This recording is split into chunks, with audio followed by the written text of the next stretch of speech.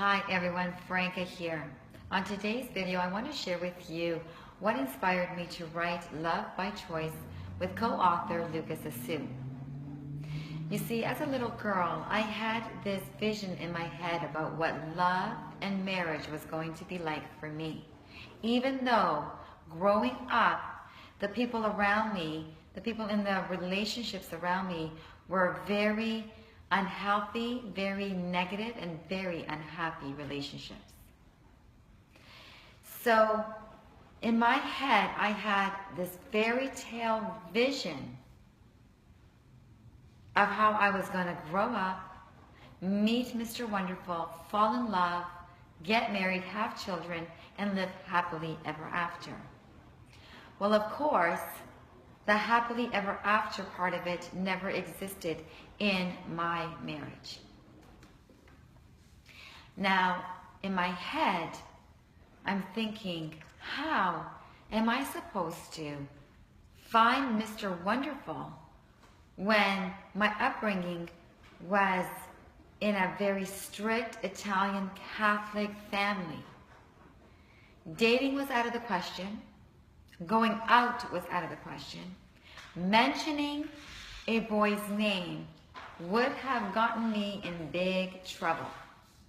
So how was I supposed to pull this off and still have the respect and the love of my family? Well, in my head, I had it all planned out. At 18, I had set my eye out to meet my husband, because by 22, I wanted to get married. And sure enough, I did meet the man that I was going to marry, and we did indeed get married at 22. That compelling force of wanting my freedom, that force of wanting fun, and I wanted to be spontaneous, was the compelling force that led to marriage. At 22, I was very young, very naive, knew not much about myself. But I knew, and I thought I knew, that I was going to pull it off. So shortly after I got married, I realized how unhappy I was. Was that the right decision? Obviously not. Was the purpose the right purpose for getting married? Obviously not. You see, I wanted that love, that connection with my husband. But being so young and not understanding fully who I was, and not even having great references of what love was all about, what a happy marriage was all about, I didn't have much to go with. Shortly after, we started our family. We had our eldest, then we had child number 2, child number 3, and child number 4, hoping that this love that I so desired and was so needing was going to flourish. Instead, what was flourishing was my anger, was my frustration, was my depression. I gave my children my heart and soul, overcompensating the lack of love and attention I was getting from my husband. So I poured everything into my children. And as I'm doing this, I have now lost the sense of who I was. Who was Franca? I used to say, and I had no idea. I didn't know what I liked anymore. I didn't even know what I wanted from life anymore. What I knew, though, was I had to protect this image that I had about my family, to my friends and to my family, or for anyone out there that used to see us. The compliments we used to get, oh, you're such a happy family. You're so loving. And again, it was anything but happy, it was anything but fun, and it was anything but healthy. I wanted to break free, but I couldn't.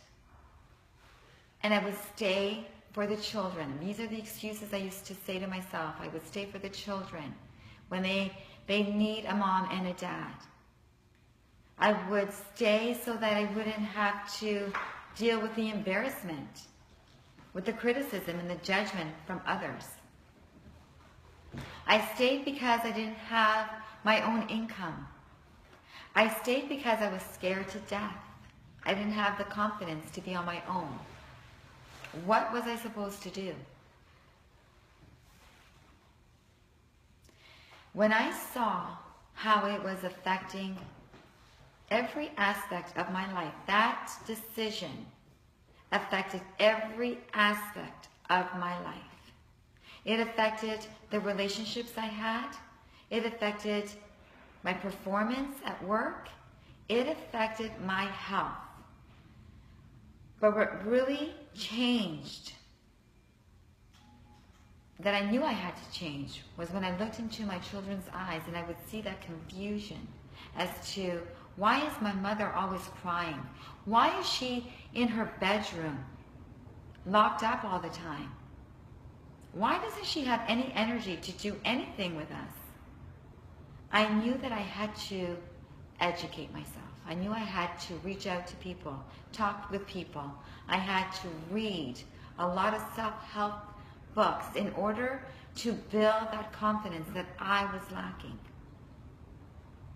And when we decided, or when I actually got that confidence, and when I felt that I was ready,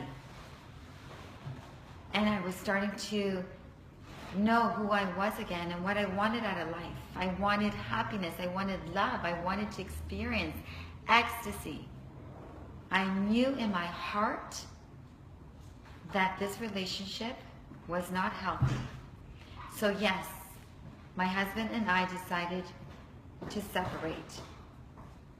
But the biggest decision was to separate with dignity, with peace, and with respect for each other. And so I'm sharing this story with all of you because I want you to understand that where you are right now in your life is not a dead zone. You can achieve the happiness. You can overcome the pain. You can learn and benefit from your experience, just like I did. And this is why I felt inspired to write Love by Choice, because I wanted to share with all of you my experience. And if my experience can help even just that one person out there to find your answers, then I fulfilled my purpose. Because the true purpose of writing Love by Choice was to help, inspire, and to expand all of you. So I thank you so much for listening to my story. And I'm so happy, even through writing the story, the book, that journey for me was very therapeutic. And it really expanded who I was even more.